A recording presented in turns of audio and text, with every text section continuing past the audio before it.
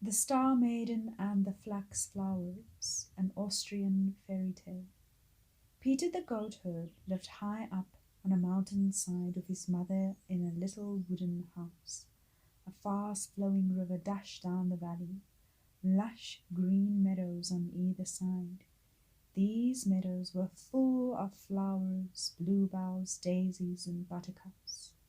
In the summer, Peter took the goats even higher up into the mountains to the small patches of green grass that grew among the rocks.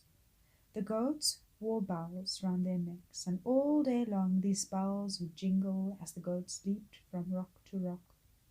In the evening, Peter would play his pipes, and the goats would all gather around him for the journey back to the house and the barn where Peter's mother would milk them.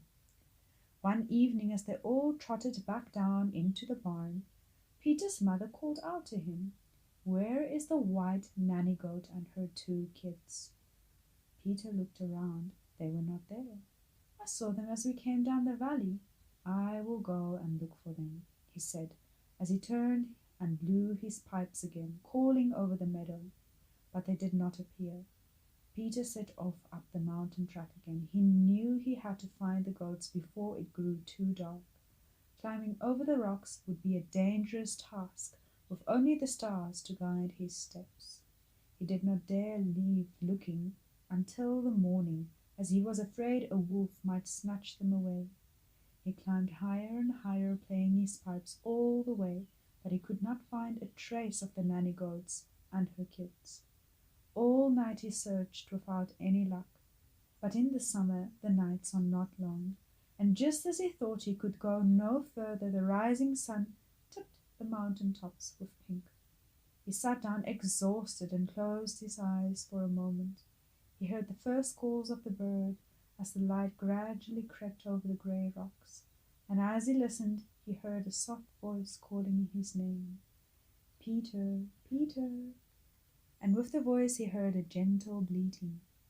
He leaped to his feet and looked all around. He could see no sign of the goats.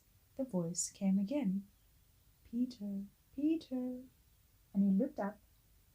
He saw a beautiful girl dressed in a long blue cloak.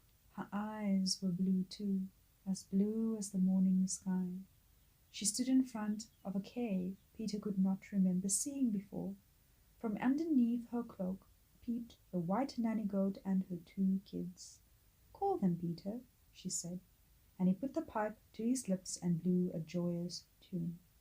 The nanny goat and her two kids bounded down to stand beside him.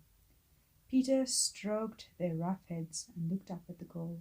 She was so beautiful he felt quite tongue-tied. She smiled at him and laughed gently. "You are a good goatherd, Peter. I have watched over you and your herd for many a long day.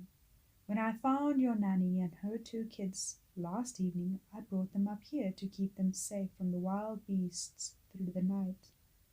Peter was still silent. He was so overcome he couldn't even find the words to say thank you to the beautiful girl with the blue eyes. She beckoned him towards the cave. "I shall like to give you a gift to remember me by, Peter. Would you like to choose?" "Look inside of this cave," she said, as she stood aside. Peter gasped. Inside the cave there were great mounds of precious stones, diamonds, rubies, and emeralds. Peter finally found his tongue. "Who are you?" he whispered. "I am Hertha, the Star Maiden," the girl replied. "I look after all the little ones, the kids, the lambs, the little rabbits, and the birds in the air, the new leaves and flowers, even the babies in the cradle.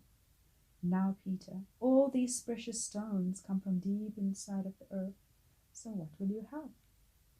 "My mother and I have all that we need. We have food and clothes and our little wooden house. We have our goats and their kids. We have no need for precious stones," Peter said proudly. The girl seemed very pleased with this reply. "Good, Peter, I am pleased to see you are content, but I would still like to give you something." Peter smiled shyly at her. "I should like some of those beautiful blue flowers growing by the entrance of this cave." Peter had never seen this flower before. They had slender stems and sky-blue flowers, just the colour of the girl's eyes. She clapped her hands in delight. "This is my very own flower, Peter. It is called Flax. I shall give you some seeds to sow as well, and my flowers will bring much good to you and your people." And she gave Peter a handful of tiny golden seeds. As he looked at them lying in his hand, the girl's coat billowed around her, and she was gone.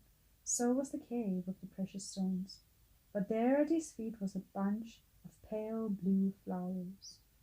Peter and the goats went happily downhill back to the little wooden house where his mother was waiting for them. Peter planted the golden seeds, and the next year the flax bloomed like a blue cloud in the valley.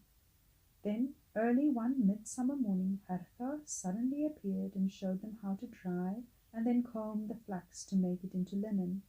And so the little blue flowers were indeed a gift that has brought much good to everyone.